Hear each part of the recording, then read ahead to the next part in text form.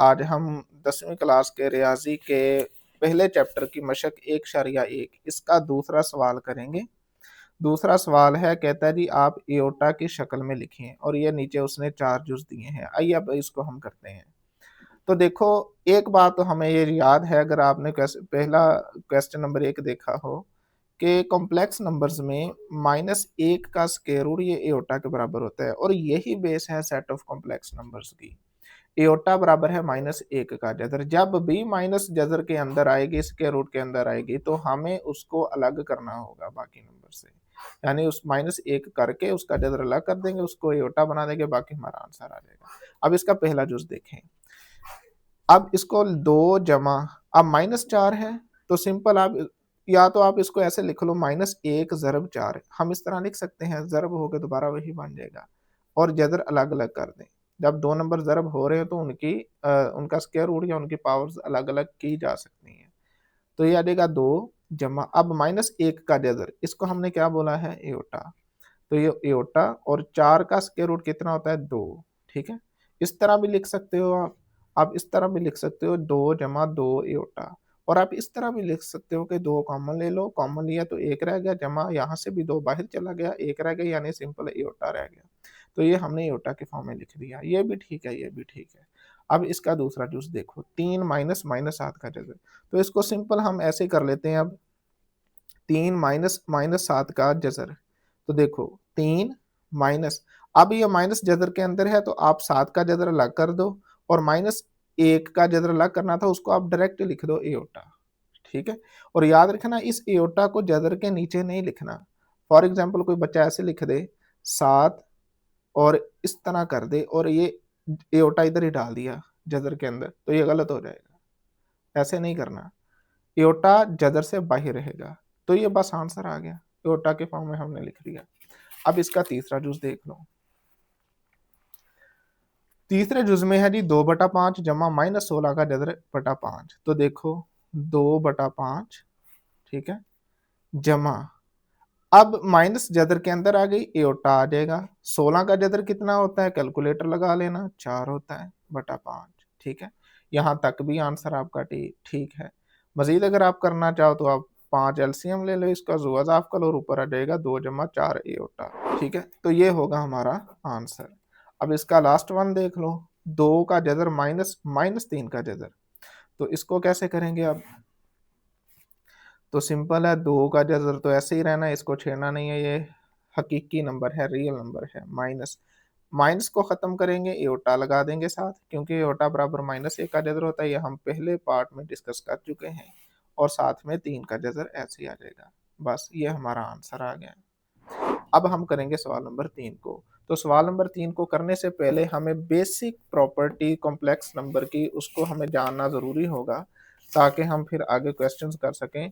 देखें, complex number की जो स्टैंडर्ड फॉर्म डिफाइन की गई है वो ये है a प्लस बी एओर्टा। तो हम लेंगे a प्लस बी एओर्टा। अब 2 कॉम्प्लेक्स नंबर्स कब बराबर होते हैं, याद रखना। ये है एक कॉम्प्लेक्स नंबर, इसको पहले समझ लेते हैं। एक कॉम्प्लेक्स नंबर में 2 पार्ट होते हैं कॉम्प्लेक्स नंबर के। एक होता है उसका रियल पार्ट, यानी जिसमें एओर्टा नहीं होता, उसको उसको हम रियल पार्ट कहते हैं, हकीकी हिस्सा। और दूसरा होता है इमेजिनरी पार्ट, ठीक है, जिसके साथ एओर्टा अटैच हो। इसको वर्चुअल भी कह देते हैं, इमेजिनरी भी कह देते हैं। तो एक कॉम्प्लेक्स नंबर में एक तो रियल पार्ट होगा और एक उसके साथ इमेजिनरी पार्ट होगा, दोनों मिलकर एक कॉम्प्लेक्स नंबर बनाएंगे। अब मान लो Z1 ये एक कॉम्प्लेक्स नंबर है, Z2 ये दूसरा कोई कॉम्प्लेक्स नंबर है, C प्लस D एओर्टा कर लेते हैं। अब Z1 Z2 के बराबर तब होगा अगर इस कॉम्प्लेक्स नंबर का हकीकी पार्ट दूसरे कॉम्प्लेक्स नंबर के हकीकी पार्ट के इक्वल हो जाए, यानी A बराबर C हो जाए, और इस नंबर का कॉम्प्लेक्स नंबर का इमेजिनरी पार्ट दूसरे कॉम्प्लेक्स नंबर के इमेजिनरी पार्ट के इक्वल हो जाए, यानी b बराबर हो जाए d के। अगर ये कंडीशन पूरी होती है तो फिर हम कह सकते हैं कि Z1 और Z2 आपस में बराबर हैं। बस आपने इस बात को याद रखना है। और दूसरी बात यह है कि कॉम्प्लेक्स नंबर 2 ऐड किस तरह होंगे। मान लो 2 जमा 3 एओर्टा ये एक कॉम्प्लेक्स नंबर है, और जमा 6 जमा 4 एओर्टा ये दूसरा कॉम्प्लेक्स नंबर है। तो कॉम्प्लेक्स नंबर्स को ऐड करने का तरीका ये होगा के हकीकी पार्ट में ऐड होगा, रियल में चला जाएगा, 2 और 6 को जमा करोगे तो ये 8 बनेगा, और इमेजिनरी हिस्सा इमेजिनरी हिस्से में जाएगा, 3 और 4 को जमा करोगे तो ये 7 होता, तो ये आंसर आ जाएगा। ठीक है, इस तरह कॉम्प्लेक्स नंबर की एडिशन होती है। सब्ट्रैक्शन भी ऐसी होती है, अगर आपने 2 कॉम्प्लेक्स नंबर को माइनस करना हो तो हकीकी पार्ट में से हकीकी पार्ट को माइनस कर देंगे और इमेजिनरी पार्ट में से इमेजिनरी पार्ट को माइनस कर देंगे।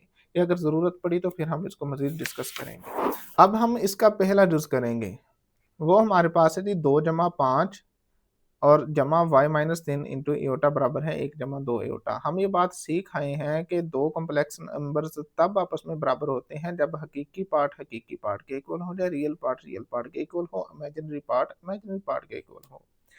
अब यहाँ पर देखो आप, रियल पार्ट होता है क्या जिसके साथ एओटा ना हो। अब इस ब्रैकेट के साथ देखो एओटा लगा हुआ है, तो मतलब ये हमारा कॉम्प्लेक्स नंबर है, इमेजिनरी हिस्सा है कॉम्प्लेक्स नंबर का, और इसके साथ एओटा नहीं लगा हुआ, तो ये हमारा होगा रियल पार्ट। ठीक है, और यहाँ से एक हमारा रियल पार्ट है दूसरे कॉम्प्लेक्स नंबर का, और ये 2 हमारा इमेजिनरी पार्ट है इस कॉम्प्लेक्स नंबर का। तो करना क्या होगा आपको कि आप हकीकी हिस्से को, ये वाला हकीकी पार्ट है, दूसरे के हकीकी पार्ट के इक्वल रख लो, और दूसरी बार यहाँ से एओटा वाला उठाओ और यहाँ से एओटा वाला उठाओ और इनको आपस में बराबर रख लो। अब 2x बराबर आ जाएगा 1 माइनस 5, 2x बराबर आ जाएगा -4, 1 में से 5 निकाले 4, ठीक है, बड़े नंबर वाला साइन आ गया। तो x बराबर होगा, अब ये 2 मल्टीप्लाई हो रहा है तो दूसरी साइड पे डिवाइड हो जाएगा। ठीक है, 2 एक बार 2, 2 2 बार 4, तो x की वैल्यू आ गई -2। ठीक है, अब यहाँ पर देख लो y बराबर है -3, तो दूसरी साइड पे ले जाओ -3 हो जाएगा, तो y बराबर आ जाएगा 5 के। तो इस तरह हमारे पास x की वैल्यू -2 आ गई और y की वैल्यू 5 आ गई, तो यही है हमारा आंसर। अब हमारे पास ये दूसरा जुज है 3x जमा 2 ब्रैकेट बंद है माइनस ब्रैकेट शुरू 4 माइनस वाई एओटा ब्रैकेट बंद 4 माइनस वाई ब्रैकेट बंद एओटा बराबर है 5 जमा 3 एओटा।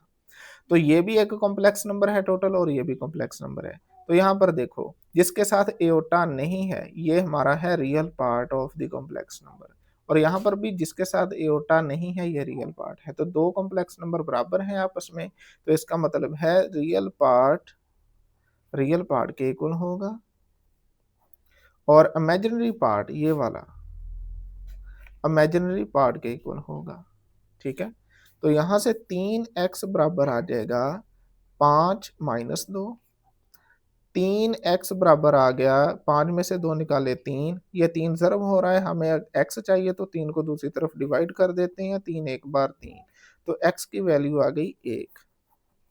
अब यहाँ पर आ जाओ, अब माइनस को आप अंदर ले जाओ, तो ये हो गया -4 माइनस माइनस जमा y बराबर हो गया 3 के, -4 को दूसरी तरफ ले जाओ तो ये आ जाएगा 3 जमा 4, तो y की वैल्यू हमारे पास आ गई, 4 और 3 कितने होते हैं 7, तो ये हमारा y आ गया, x 1 आया, y 7 आया, तो यही है हमारा आंसर। अब हमारा तीसरा जूज है 2 जमा एओटा इंटू एक्स जमा 1 माइनस 2 एओटा इंटू वाई बराबर है 3 जमा 4 एओटा।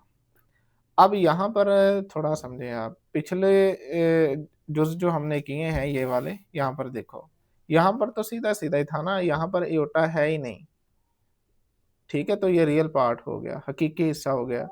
यहाँ पर एओटा बाहर लगा है और साथ में मतलब नहीं है अंदर एओटा भी, तो हमें मसला नहीं बना। रियल पार्ट को रियल पार्ट के इक्वल रखा, इमेजिनरी को इमेजिनरी के इक्वल रखा, तो हमने आंसर निकाल लिया।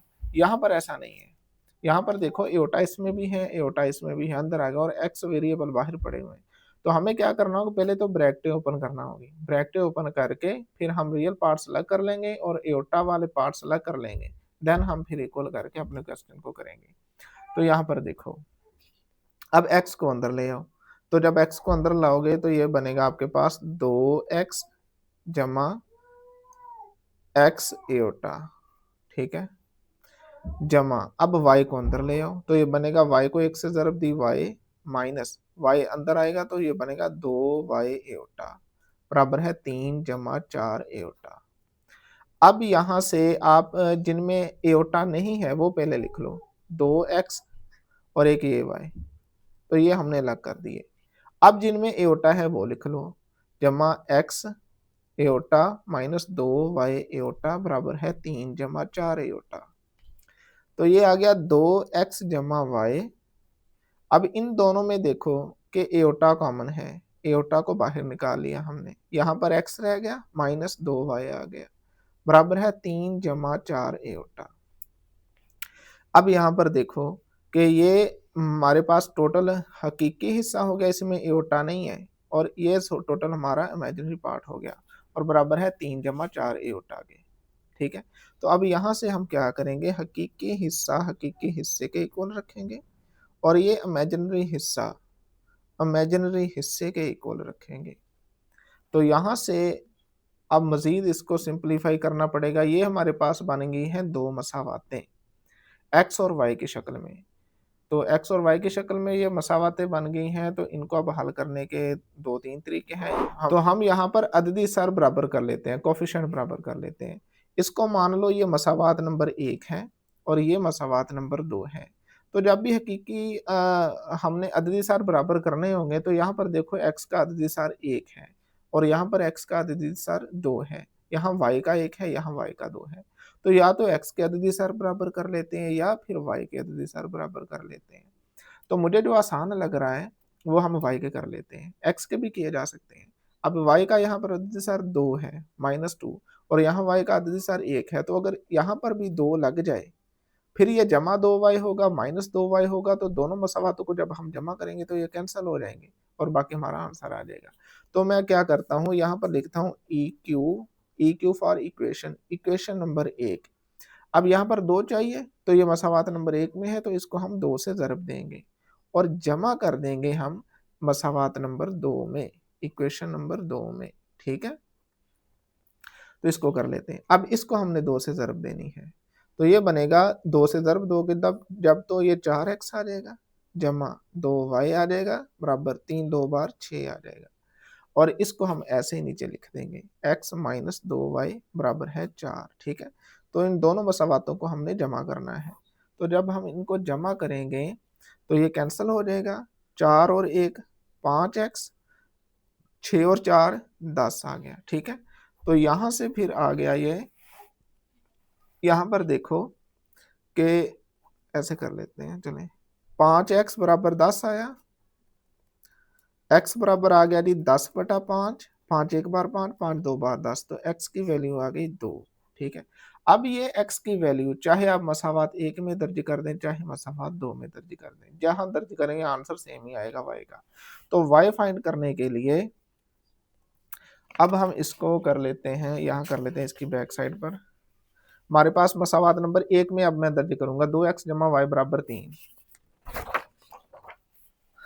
तो यहाँ पर हम करेंगे जी 2x जमा y बराबर 3 था, तो x की वैल्यू हमने 2 निकाली है, तो वो इसमें दर्ज कर देंगे, दर्ज करने से। ठीक है, तो जब यहाँ पर हम x की जगह 2 रखेंगे तो ये ऐसे वो हो जाएगा बराबर 3, 2 2 बार 4 जमा y बराबर 3, तो 4 को दूसरी तरफ ले जाओ तो ये आ जाएगा 3 माइनस 4, तो y की वैल्यू हमारे पास आ गई -1। ठीक है, तो x की वैल्यू हमारे पास क्या आई है, x 2 आया है, तो y हमारे पास -1 आया, तो यही होगा हमारा फाइनल आंसर। अब हम इसका चौथा जुज करते हैं। चौथा जुज भी बिल्कुल तीसरे जुज ही की तरह है, इसमें भी पहले हमें ब्रैकेट ओपन करना होगी। तो x को अंदर ले जाओ, तो जब x को अंदर लेके जाएंगे, x को 1 से ज़रब दी x आ गया, एओटा से ज़रब दी तो -x एओटा आ गया, जमा y को अंदर ले आओ 2y आ गया, जमा y एओटा आ गया बराबर 4 माइनस एओटा आ गया।